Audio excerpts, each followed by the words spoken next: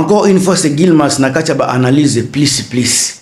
Lobi nazwaki ba retomber ebele sur point de vue nango na pesa ki na makambo ya Papi Kakol, surtout que tozomona ba image zo circuler na réseaux sociaux ya kobeta. Soki boyoki majorité ba panel nyoso na koloba 99.9% na tolobaka na Congo, tout le monde est pour kokanga Papi Kakol. Tout le monde a sima ya ndeko na biso Linda Mundele, mais batu nyos baza ko s'encharner contre Papi Kakol.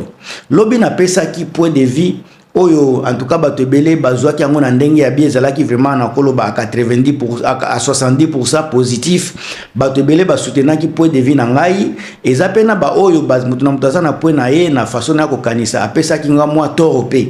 Mais en tout cas c'est kalikambo lelo ndenge mutu nyos azoloba Papi Kakol il faut bakanga ye, il faut kota prison basala ye boye trop c'est trop.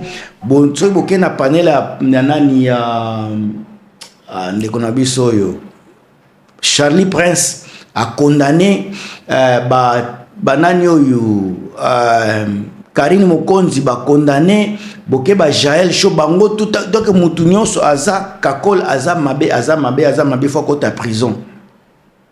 Ba mandat d'amener soki mandat d'arrêt basi batindeli nyos toza koyoka na réseaux sociaux, mais en tout cas ngai toujours na yaka kobakisa soit kolongola mo eloko moko boy selo ba point de vie nanga na kosenga na bino batu bokolandanga tina suka boko prendre point de vie nangai et bosa prendre nangai te eza makambo ya vie na réseaux sociaux. Mutu nyos akomi conseiller batu ebele panel ya ba TikTok na ba place nyoso en général et comme place ya ko rendre ba compte même ba oyo baza na incapacité à ko gérer ba foyer bangonde baza ba conseiller na ba réseaux sociaux ba oyo pe ba balate baza na expérience ya vite bangonde ba conseiller lelo na réseaux sociaux. Mais en tout cas onga naza ko linga ko bimisa parce que batu nyoso baza na posa ba arrêter kaka na Papi Kakol balobi trop c'est trop boye na boye makambu oyo soki botali bien naza ko protéger naza ko soutenir Kakol ete na makambo asali parce que asi abetaki eza na ba fimbo physique na ba fimbo psychologique ba maloba pe eza pe fimbo mususu.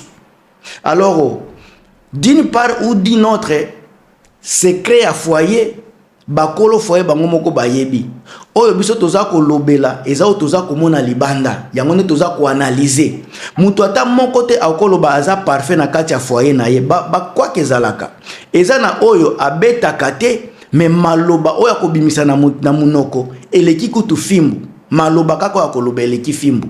Alors kuna na okota penza te mais nazo kende ko analyser nene deux poids deux mesures autozo sala na réseaux sociaux soki vraiment bako arrêter tolobi pona ko beta batu ba image et bimi libanda ke ba beta ki tomoni ba cicatrice ya boy banda ko arrêter batu. En tout cas na ko senga eza point de vie na ngai to sala kango pe na batu nyonso ezala kaka te Papi Kakol. Mike Kalambai azalaki awa na dossier ya mwasi na ye azalaki na États-Unis. Mike Kalambai to monaki ba photo ya violence ya kobeta na ba maloba oyo Kalambai zalaki ko bimisa na munoko donc aze ko beta mwasi na ye physiquement et puis moralement na koloba oralement za ko loba makambu. Mike Kalambai ti lelo à moins que je me trompe batikala ko pesa ye mandat d'amener te batikala pe ko arrêter ye jamais eleka nango bongo. Mais ba oyo so bolandi na ba panel o bazako condamné Papi Kakol côté ya mwasi ya nani ya Mike Kalambai ba mama wana bazalaki contre mwasi ya Kalambai ebele baze koloba Kalambai salaki bien ko beta ye mwasi yango azabo ya zaso bilo mama na communauté na biso surtout 100% majorité bazalaki pour Mike Kalambai pendant que Mike azalaki pe ko beta nga nazalaki contre Mike Kalambai na ba panel na ngai nazalaki farouchement contre Mike Kalambai na ba so botali pe ba façon naza ko lobela naza pe contre Papi Kakol na ndenge asali biloko wana eza contre vraiment contre Mais si ka soki Papi Kakole kokota boloko bako pesa akozwa prison bako baza ko benga ye naza kotuna kaka parce que eza kaka na gouvernement oyo eza pe gouvernement mususu te kaka ya Tshisekedi. Comment ya Papi Kakole nde bako rappeler baza ko benga po abeti mwasi tomoni ba photo ya Mike Kalambai tomona pe ba photo mais bakotisa ye boloko te. Mike Kalambai so tozolobela makambo ya basi ba violence faite aux femmes bozuka ka Mike Kalambai makambo ya vaseline awa nani mutu astopa Mike Kalambai batu bazaye kolomba mwasi wana soki nani kombone kimingawa azalaki molaso ayako luka mobali ya batu ayaki po bafula ye ozomona na Congo to salaka ba analyse na sentiment na Congo to salaka makambo avec ba émotion soki toza réel to tikala na kati ya réalité to tikala vrai. Papi Kakole abeti mwasi il faut kota prison. Mike Kalambai abetaki mwasi yepe faut kota prison. Mutu mususu na soki nani pasteur Jaël asalaki bo il faut kota prison. Soki ekomi kaka po ya Papi Kakole bimi batu balobela ngonde bakotisi prison mais ya Mike Kalambai pe batu balobelaki kutu ya Mike Kalambai eumelaki na réseaux sociaux ezalaki so combien de fois so mbala ebele makambo ebele bele toyokaki tina ya basoki ya ba vaseline ye mais Mike Kalambai aza toujours vainqueur aza toujours libre bakanga kayete kaka na même gouvernement basala kaye eloko te. Papi Kakole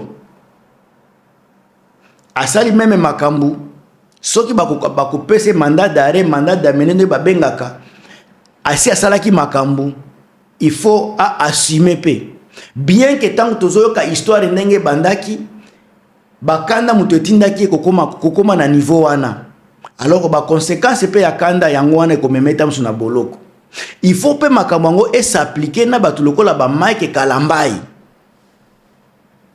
Tozomona ngasi ka façon nazo ko mema réflexion na ngai yango wana ebele bazo sala ba émission parce que bayebi ke mwasi azalaka sensible soko lobeli makambo ya basi bakoyoka yo bakolandela yo bakosepela na yo na Congo na monde entier na koloba c'est comme si mwasi kaka nde il faut ba protéger mobali aza na droit à protection te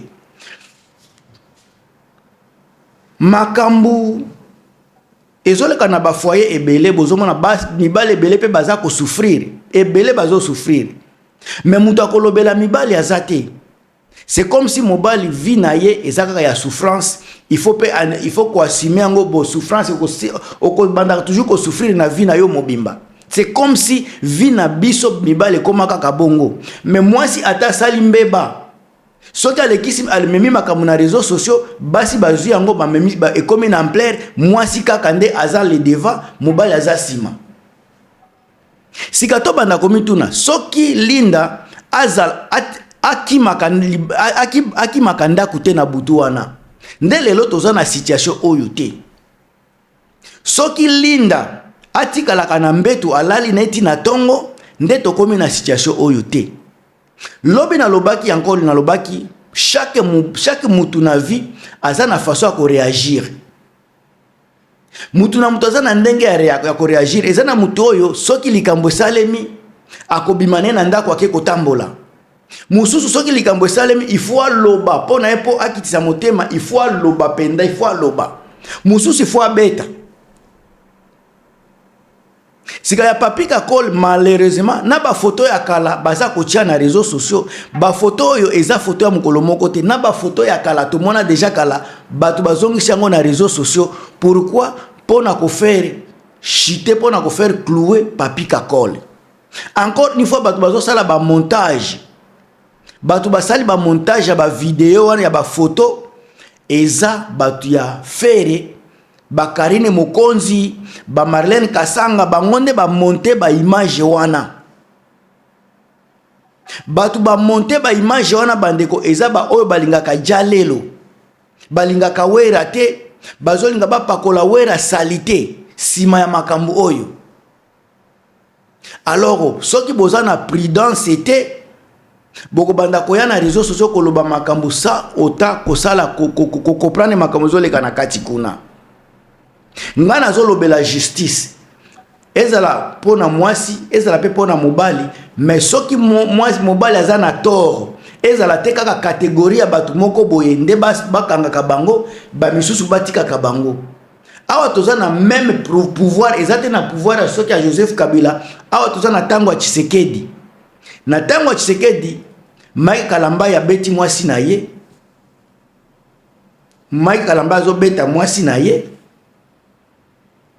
Baza kotika ye. Ba audio ya gouvernement, audio ya présidence ya Congo ya Tshisekedi. Audio tozoyoka. Bazo beta banani ba soki ba Denise Nyakeru bazo beta bango na ba audio bazo la sane bazo beta ye. Gouvernement azo beta mwasi, Mike Kalamba azo beta mwasi, c'est normal. Nani Papi Kakola beti eza problème. Naza ko condamner parce que asali likambo ya mabe. Et puis malheur ya Papi Kakola ezete ba photo balakisi. Mais ba photo baza ko lakisi zate ba photo ya kala. Ndeska problème nangeza. Ba photo ya sika oyo. Ezo lakisa ke Papi Kakola beti mwasi ti ba photo tozo mona ba photo wana. Est-ce que eza ba photo ya likilelo? To eza ba photo ya kala. Parce que soki balandi makambo vraiment bien te, ba risque pe ko condamner Papi Kakola na makambo asali te. Asi abeta ki mwasi na lobi ki abeti mwasi, mais ba photo oyo eza ba photo ya kala. Soki ba kokanga ye pona ki kala. Soki ba kokanga ye pona kilelo na ba photo sika nazotu na est-ce que oza ba photo ya kilelo? Parce que nga na kati ya photo wana mibale na yebe eza ba photo ya kala. Sika ya kilelo. Na kati ya kaka babeti ye na moins de 3 heures na ba photo wana jeze bimi basali sali yango. Ndeko na ngai ba copier coller eza ebele na internet. Bome mamate na loyenge parce que eza na ba oyo baza ko créer ba buzz pona ko faire chier Papi Kakola. Boza la prida bandeko na ngai nga na pesi point de vue na ngai. Bo partager ne bo mone la bo commenter, mais en tout cas Gilmas a pesi point de vue na yi. Merci à tous, on est ensemble.